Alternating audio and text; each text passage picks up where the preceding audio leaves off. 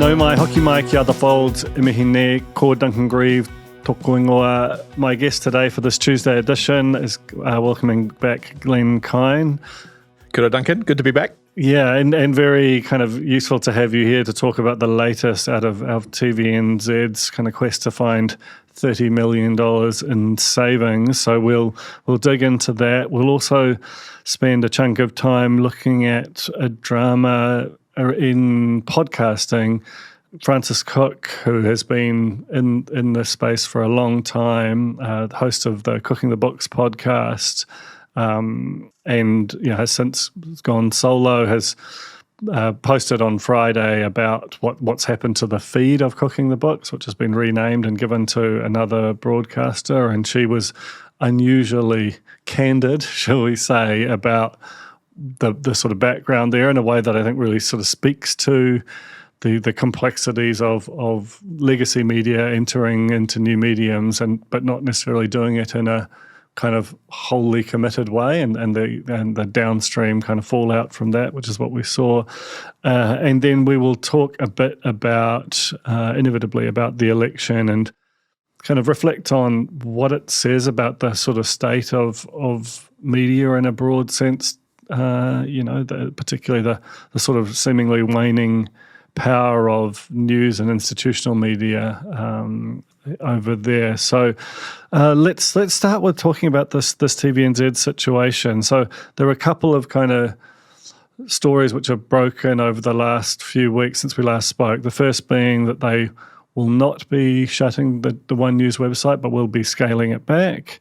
The second, a proposal to turn 90 jobs into 42 jobs, largely in sort of production camera on screen, mostly out of news by the sound of things. And then Simon Plummett's stuff broke a story later in the week about proposed changing in reporting lines, which was stuff that had been rumoured but has now stood up effectively, that Phil O'Sullivan, the head of news at TVNZ, will no longer be reporting directly into the CEO, but into head of content, Navark Rogers.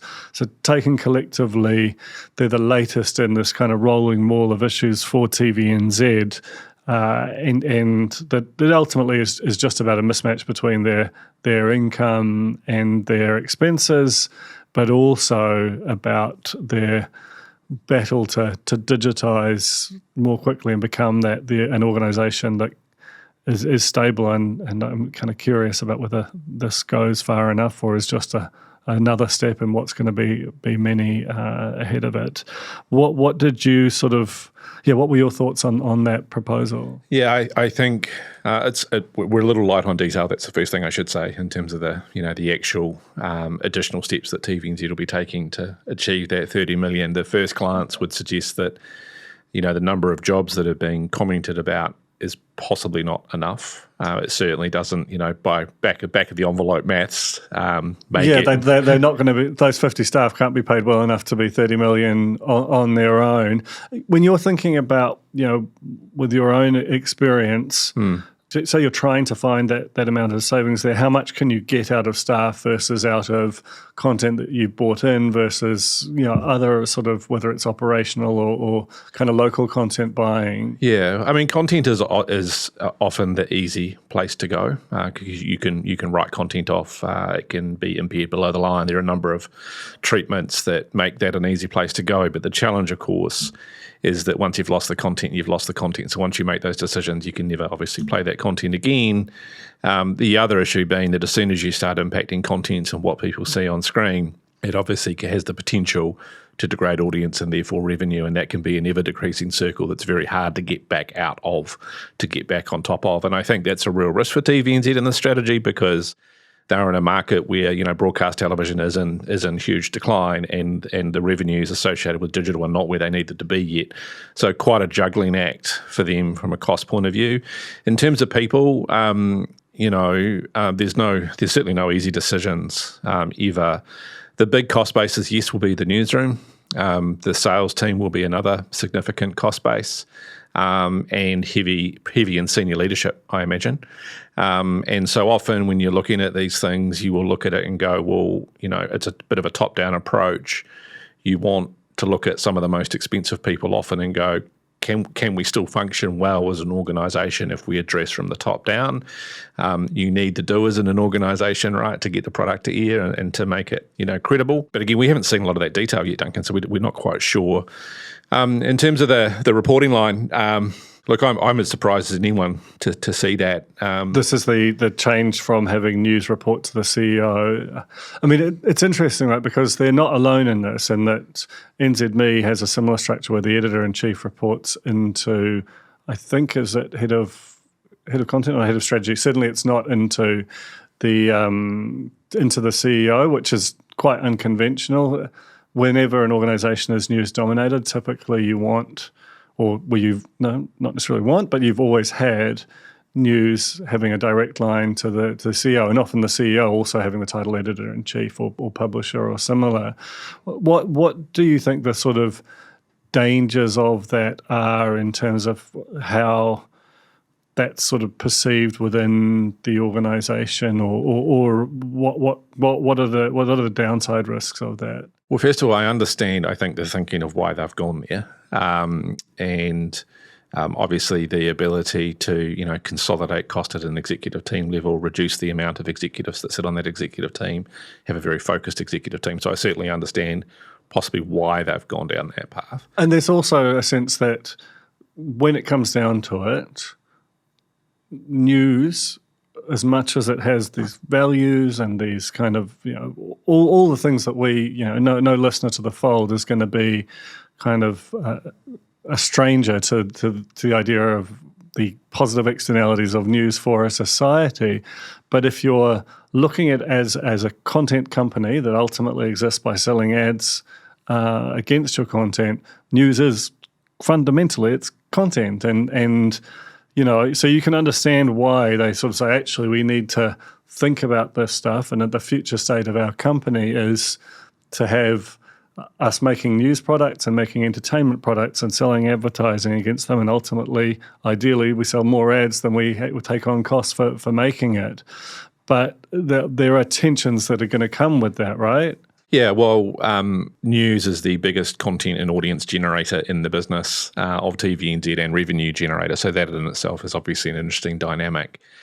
The tensions, I think, are, when there are, and there is, this happens, when there are stories editorially that, require some intervention or additional eyes and thoughts on how the story is run or whether indeed it runs, as a fellow executive, and the tension in that conversation, is that going to be accepted by the newsroom? Those situations often do get escalated to the CEO to make a call, and not having that direct link and that direct line, I think, has the potential at least to create some challenges. I imagine newsroom staff are probably feeling a little unsure as to how this is going to go, because newsrooms typically act in a very tribal, in a good way, but a very tribal, type way. They sort of circle the wagons around their journalism to protect. Yes. Are there examples from your career where you can recall, I don't know how candid you can be about the nature of the story itself, where it's come to you and you're also having to rule against kind of competing tensions, whether it's, a level of legal risk, whether it's a story that might be poorly received by some other aspect or relationship within the organisation?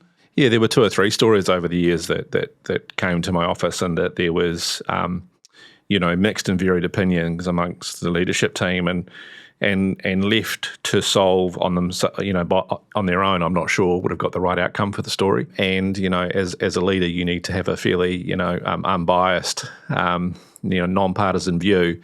Looking at all angles, including absolutely what is best for the brand and what is best for the network in terms of doing that. And as I said, I think they may find a way of making this work very well, but the tension between people who have been peers and executives working together, all of a sudden, one entering that conversation where they have to make that decision, and potentially, but I say potentially, not having the respect of the newsroom behind how that decision is made could become tricky. In some ways, it's the TVNZ's advantage that Navak Rogers, the current head of content, who would effectively become the new ultimate boss of the newsroom in some respects, is a former journalist and has got deep relationships with and understanding of news. The fact that she doesn't come from the TVNZ newsroom is the complicating factor there. And yeah, I mean, that structure, it will be really interesting to see, because TVNZ has a notoriously independent newsroom, and quite frequently, whether it's with the Kamal Santamaria affair or with the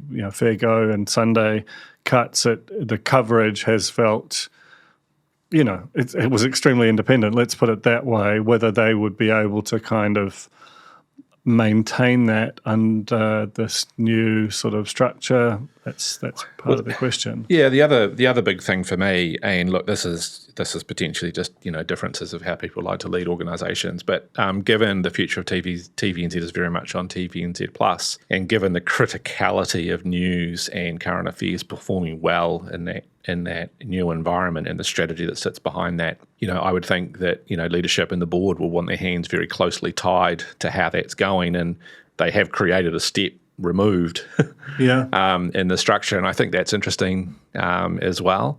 And maybe news is already doing quite well on TVNZ Plus. News and current affairs content, it does perform well. Maybe they're not too concerned about that at this point as they focus on the paywall and sport and other things. Yeah, so it's and obviously 50 net roles is also it's really hard for the organisation. There are a lot of experienced people who I understand it who are inside the circle of the proposed changes. Breakfast is both my understanding is a big profit centre for TVNZ, but also they're proposing sort of halving the number of presenters involved.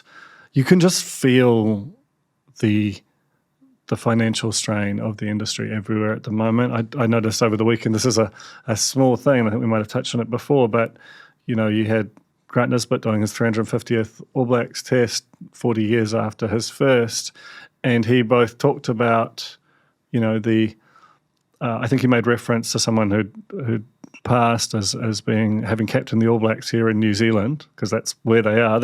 As my understanding, they're not over there on tour with the All Blacks in Ireland, but also made reference to the great atmosphere in the stadium. Now, both those things can't be true.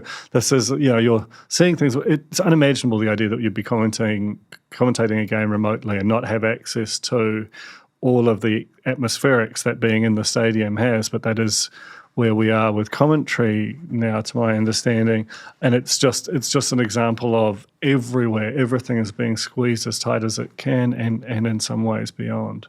Yeah, I think there's no silver bullets here for anyone, right? If it had been figured out, the future of broadcast media and how to transition to digital world, we'd be seeing it somewhere. But globally, we're not. So everyone's trying to figure this out. I would question, going back to your earlier point, that at the moment, TVNZ have said, we need 30 million this year. We're speculating that we think that the 50 people is maybe 10, 12. And the rest may come from content. But what about next year and the year after and the year after? Because, we don't stay static, in these industries, in our business models. And the trends are the trends, and those trends are downward until we see a really clear signal from TVNZ that digital business has got scale and starting to recover, the downward loss of revenues in the linear business. And this is, the big story of media as it transitions, is that the scale of the digital businesses is nowhere near what it was in legacy or linear worlds. And so ultimately, the current plan, and there's no reason that I'm aware of to disbelieve this, is that every year you're doing a version of this. And at a certain point, are there fixed costs which are immovable, so the whole thing kind of blows up? Or can you find a way to keep sort of cutting. But if you do that, there is no way to do it. You can, with the best will in the world, you can make the cuts as invisible as possible, but ultimately you can always feel them, whether it's a story missed or something that wasn't quite stood up or a show that's not there. Therefore, you lose that sort of little piece of audience. It just all has this negative flywheel, and because we're such a small country, it's happening here first and harder than it is in other countries. Yeah, canary in the coal mine. We've got, we're a subscale market. Look, I think and I can talk firsthand to this, death by 1,000 cuts destroys your culture. And it's devastating for all involved, literally for everyone involved. And, the challenge, even the process TVNZ are going through right now, it's quite lengthy, right? And that's been brought about by, the union, enforcing, this particular process to happen in a certain way. But if you're inside and enduring this is a really tough time. Inside TVNZ, amongst their employee base, it will be hurting their culture. These things can lead to a lot of mistrust with leadership. And if there's a sense that this is going to go on, year after year, it can be really damaging to how our business operates. And that's the thing, right? There's no good reason to think that we're not, we were here 6 months ago. There's no good reason to think we won't be here again in 6 months' time. Which is why, whether it's the Fair Digital News bargaining bill or some kind of, we've made reference to the idea of a potential merger of RNZ, TVNZ newsrooms, but it feels like there has to be something significant and structural to change for you to have a reasonable belief that there'll be a different outcome. Let's move out from a sort of a big scale kind of window into where we are right now to a microcosm, and it's nonetheless really instructive, I think, and that is Frances Cook, who is, she's worked at NZME and Business Desk for quite some time, always been a reporter I've really admired. She basically took herself down a process of education in the personal finance space by way of saying, I don't know anything here, I'm going to find out, and I'll take you on the journey with you, with me. And that was the basis of Cooking the Books and of her writing. And she's this really engaging presence when she talks. It's always with a view to kind of help, making a layperson understand something that can present as really tricky, but is actually explicable so long as you've got someone walking you along the way. So that podcast was really popular. It was launched 7 years ago, relatively early. And in some ways, it was an example of this theory I have of NZME as a place that's always had quite a good handle on letting its talent figure out what the future is. And that's why they got the tremendous success of the ACC, for example, or Markets with Madison Reedy, building a big-time YouTube product by just letting them have the wheel. Unfortunately, with this episode, you really see the downside of not having some quite hard guardrails around that. So I'm going to just read from a post that she put on Instagram on Friday. Oh, look, it's Cooking the Books, but stolen, reskinned, and repurposed. When I started Cooking the Books, it was made clear to me that it wasn't part of my job, but I was, quote unquote, allowed to run it in my spare time, evenings, weekends. It did not belong to NZME, Frances Cook says, but they did allow me the, quote unquote, kindness of distributing it. Now, she talks about the company making a few mergers along the way, and ultimately the company deciding that they did own it. Now, I'm not sure to what extent this is documented, so all we're doing is reading off the Instagram post now.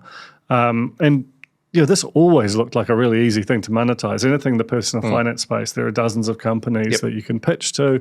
It was popular. It had an engaging host. Frances, I know her. She's very up for thinking about the integration. So, in some ways, the original sin was not seeing this for the opportunity it was. But to be fair, 7 years ago, the big media companies just weren't thinking that hard about digital. And that's the sort of fatal error that has led to this situation.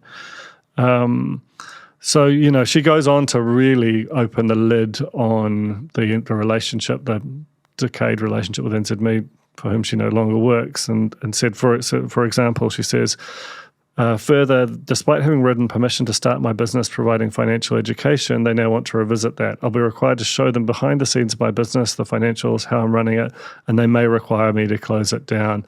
This thing's gotten really ugly and really public.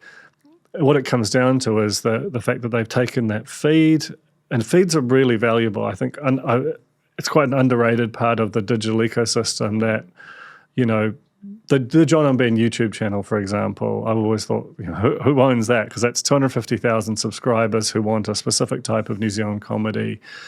That's a great thing, a great asset to own in a digital context. Cooking the Books feed is thousands of subscribers who are all there for personal finance. So the ownership of that feed, of that subscriber base, and the ability to cold launch something into that with an instant group of subscribers is really valuable. And I think that's what Francis is so frustrated by. And what is a bit of a grey area is, it started as an independent project distributed by NZME. You could argue about how much extra juice that gave it at the start, because a lot of the time these things acquire their own audiences in distributed platforms like Spotify or iHeartRadio.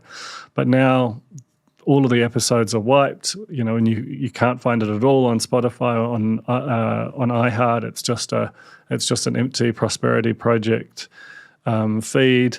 So yeah, it's a pretty tricky situation, right? Yeah, for me, this comes down to a couple of things: expectation management and IP ownership. And both of those things have been possibly in New Zealand legacy media a little bit Wild West over the last 10, 15 years. You made the point that creating these kind of what I'm going to say niche, and I don't mean niches and small, but very bespoke channels to audiences, really, really, really important for mass media companies these days, right? Because they've done the job, they've kind of hit the ceiling, and now they need to break out and build affinity with these niche audiences. And so they were doing that obviously very well with this podcast. The question is, at the initiation of this, was it defined as from an IP ownership point of view? Probably not. You'd suggest, based on what we're reading, that's an issue going forward. Where increasingly in the creator economy, where you're going to see more and more people coming up with ideas and want to work and partner with big media for distribution, IP ownership's going to have to be clearly established. And by the way, we've seen a lot of this before. I recall, particularly in the MediaWorks days, a lot of IP ownership around social media accounts and handles and different things, right?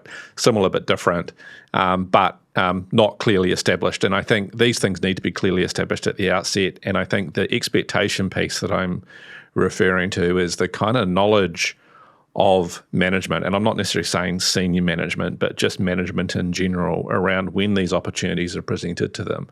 Do they understand the legalities of what the conversations they're entering into and the steps that they need to take so that expectations are managed for both parties so we don't get these types of outcomes? Yeah, I mean, the thing that's interesting to me is that, I actually think the fact that, as an employer of journalists, people have the ability to start their own projects.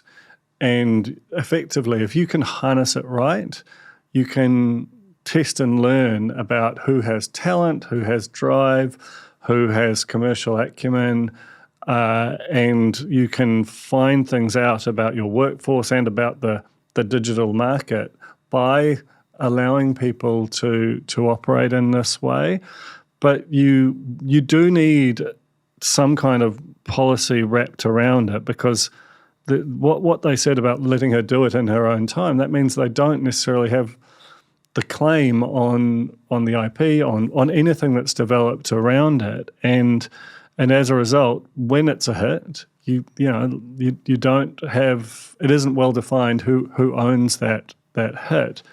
And you can understand how, if you're an NZME shareholder, you don't necessarily want someone kind of mucking around with some project without being confident if it's going to make money. But it's actually letting them have some time within their work time to kind of, it's the same. Google has, I think it's a day or a half day a week where they're allowed to just sort of play with projects. Now, that's an easy thing to do if you're a giant tech company, but the media equivalent of that might be a project like this. And if it comes off, you're actually being taught about the future of media by your own people in a way that doesn't require, like the Stuff version of this is a big, heavily managed launch, often with heavy talent attached.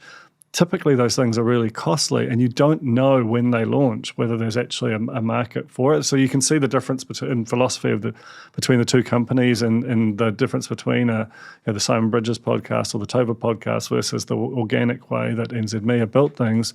But unless you have a plan around it, then you're going to get situations like this occurring. Yeah, and I think media companies really struggle with what you've just outlined. They typically, and I suspect in this issue, will go back and rely on standard employment agreements, and those employment agreements may not necessarily be fit for purpose at the time of when they were entered into. Both parties need to go into that with eyes wide open. But I think part of the reason big media companies struggle is they look at these things, and you've outlined what I would call a principle and philosophy-based position on why they should be interested in doing more and more of this. I'm not sure that's actually the position they take. I think they look at these things and go, is this a distraction to core business? Are we getting, the 40 hours a week we need out of this individual or that person? I think they default to, fairly standard corporate mindset. And some of those questions are not trivial, because it can be that, allowing someone that time, and they're putting something out, and it might even be under NZME's name, you need to vet them. This is why institutional media works, is that it's not just, they're not just putting out a podcast which might be saying defamatory things or untrue things because you haven't got systems in place to check them. The quality might not be up to what you want. There's a whole bunch of stuff you have to wrap around it to make that work, and you need someone on commercial, unless the journalist is really good at that aspect too, to be committed to selling. And so there's a lot of commitments and a lot of real money that you need to invest into it. There's also a lot of cultural tension for people who think they can do it better that are part of the corporate infrastructure. Yes. And I think, and it might be that this is actually the main issue, is that this happened 7 years ago before some of that thinking had been done. And I think it's telling, you're now starting to see NZME's got a bunch of podcasts out now which look outwardly similar to Cooking the Books, that some of which are really successful, the likes of Between Two Beers and so on, where I'm sure that stuff's locked down pretty tight. But and some of them have even closed down, and they haven't closed down with any kind of drama associated with them. But so it looks like the system's sorted now. Maybe this is a legacy problem. Maybe it's a one-off. But certainly, this is a perfect example of the kind of modern creator/journalist issue. In an ideal world, someone like a Francis Cook might be able to have the upside of having an independent podcasting business, and maybe even like speaking or events off to the side, but also say a 30-hour-a-week day job and get the stability of it. That's a classic paradigm that you see with a lot of Vox media talent in the US, for example. But you really have to have it locked down, and this, for NZME, it doesn't look great to have it all being litigated in public. No, and again, cultural effect, right? This will be a conversation amongst employees, and those that are thinking about wanting to do something right will be second guessing themselves or how they go about it right now. So, and I think all other media organisations will be looking at this with a level of interest to go, do we have our backyard in order? Absolutely, and who knows? So, lastly, let's talk about the election. Where did you watch it, and like what was your sort of initial thought on it through a media lens? So I had a solo election party at home, party of one, trying to get my children to come and engage in it every now and then.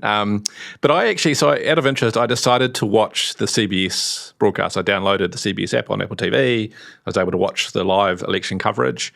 The reason I chose CBS, I thought, it'd be interesting to see a broadcast network to see how independent they are or not. And I felt the broadcast was heavily biased towards the Democrats, if I'm honest. Right, interesting. And particularly, and I don't know if that came off the back of the threats around not the threats, but the commentary after the vice presidential election that was run by CBS. Anyway, that's where I watched it. That was the coverage I watched. Kind of not surprised. Was my take on it. I think there's some big questions that come out of this that are fascinating for the media sector. What's going to happen to the FTC with Glen Kyne? Does she stay? Does she go? Probably goes, I'm guessing, but that has a flow-on impact to a whole bunch of opportunity, I think, within media in the US for major studios and media companies to consolidate and work together in the market, which is probably desperately needed for them to survive at scale, particularly in the streaming space and in the linear network space. You've got the decision around Google and Meta and the potential breakup. Does that continue? Does it not under a Trump-led government? It's interesting, right? Because Vance has been pretty aggressively anti-big tech in some ways, but also you've seen a major cozying up, and Musk most prominently, but Zuckerberg sort of feels like he's starting to position himself as more the Musk factor is fascinating because obviously he's got a bit of a bone to pick with Meta. He's been quite public about it, but equally it seems he's pretty vested in China and needs American trade policy to work in China for him to be successful. And then what I find really interesting is you've got the decision from the 3 judges on the future of TikTok, whether it is either sold to an American company or effectively, banished from usage in the US. The day before the inauguration, that decision is due. And so there are some really big decisions and impacts, I think, out of a Trump government that are going to flow through the media sector. And I'm really interested to see how they might flow through into New Zealand. We're waiting to see what happens with the Fair Digital Bargaining Act, for example, and the steps that are taken. We've talked a little bit about what Australia are reviewing right now. Does that all slow down a little bit to see what happens in the US and see how that might flow through the world? Because, for example, if Trump says, I'm not going to touch Google and Meta, we want them to go, you can bet those conversations will enter through different parties into New Zealand government, Australian government in terms of policy that's set here. Yeah, absolutely. There's so many kind of the intersection of media policy, big technology policy, and geopolitical kind of concerns and trade concerns they're almost becoming one big blob right now. And the thing that's different about this Trump administration is that where previously all of the senior people were on some level working to frustrate him and distract him from his impulses, now they've really stocked it with people who saw that and want to be sort of enacting his intentions, which is, so it could feel quite different. Where before you might go, okay, well, he's going to say some things, but a few days later he'll be, he'll have changed his mind. Now it feels like the actual machinery of government, especially with what's looking like, the House, the Senate, and the presidency and the Supreme Court all aligned.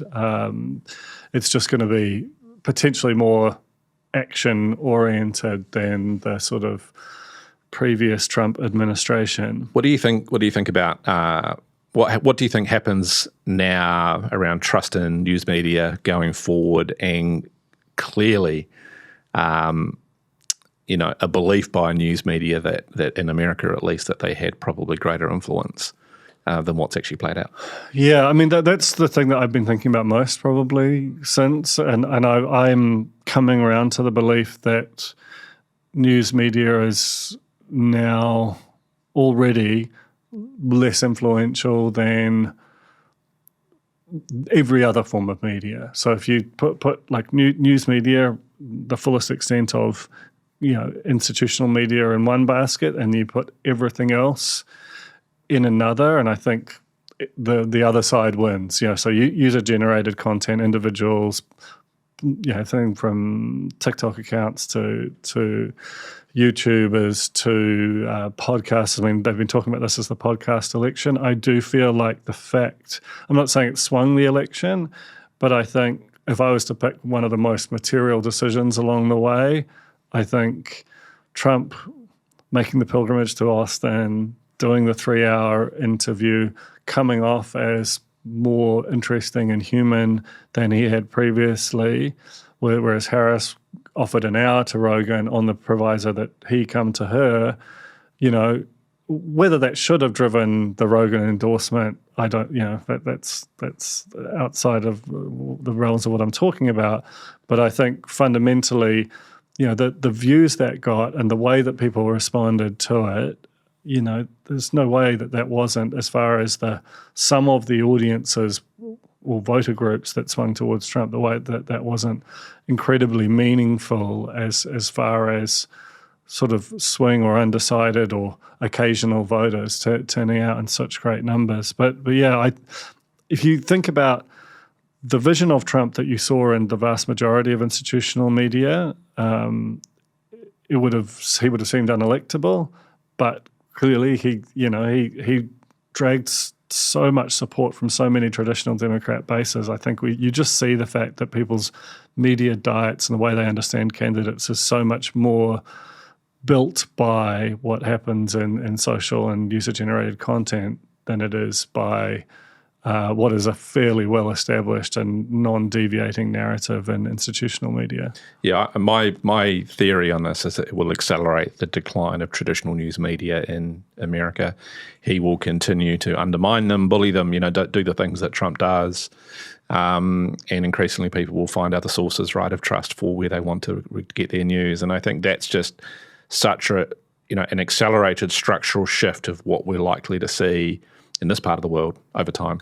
Yeah, I agree with that. And I do think that the institutional media has, and it's not an uncomplicated problem, I have no idea how to solve it, but there is a perception, reasonably well-founded, that its most elite, well-regarded institutions now have a kind of a progressive bias and that they are speaking to a progressive audience, even if the actual fundamentals of the journalisms are still trying in really difficult circumstances, a really, really complex, challenging candidate in Trump to toe the line. It's hard to argue that they're not arguing for a vision that is much closer aligned to progressives. So on that basis, and I think that will continue to be true, less true here, but still more true than not, if that makes sense. Direction of travel? Yep. Direction of travel. And as a result, you do have people respond to incentives. And if the incentive is for kind of, right now you'd say it's probably more true of the likes of ACT or New Zealand First, both of whom, I should say, are heavily engaged in media and say publicly that they believe in it, but they also offer trenchant critiques of it in a local context. That so long as their supporters broadly mistrust media and particularly certain outlets, you're going to see these forces accelerate, and you're going to see fundamentally the direct-to-consumer social channels of parties and of individual members of parliament and kind of non-political actors who nonetheless talk constantly about politics playing an ever larger role in all this. And I think voices that represent constituents, right? Trusted voices that become even more powerful. Yeah. And I think that's the way we're headed. I don't think it's necessarily great for democracy, humanity, society, but you can't argue with the trajectory, I don't think. Let me hit you with a lighter question then to finish the pod, Duncan. Are you a Star Wars fan? I'm not. Are you a Star Trek fan? I'm not. Okay. This question may not be so successful. Did you know that, so the rumours out there that the Star Wars trilogy, the next trilogy, is about to be announced. And fascinating for those of you that are Star Wars fans out there, the same producer is also rumoured to be doing the next Star Trek movie. So you may have Star Wars and Star Trek both being done by the same producer and crew, which is fascinating. Is there any chance of, because I literally have not significantly engaged in any content from those universes, which is a real indictment on me as a pop culture fan with massive blind spots. I'm not sure how I feel about this, actually. Can they cross over? Apparently. I guess we're going to find out. We're going to find out. Thank you so much for coming up today, Glenn. This is it's such a scarily fascinating time to be talking about media. Yeah, good to see you. Thanks, Duncan. And thanks, Isaiah, for recording today.